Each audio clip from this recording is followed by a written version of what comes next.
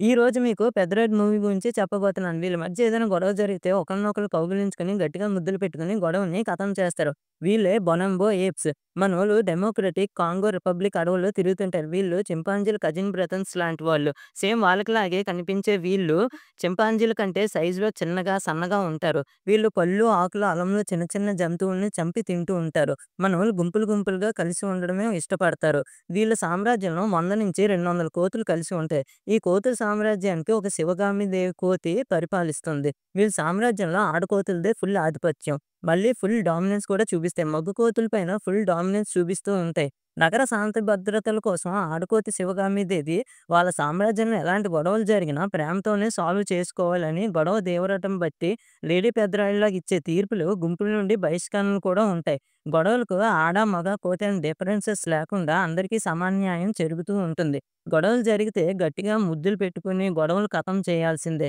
ఈ లేడీ పెద్దరాయుడు రామ్ గోపాల్ వర్మలా కాకుండా రజనీకాంత్‌లా తీర్పులిస్తుంది.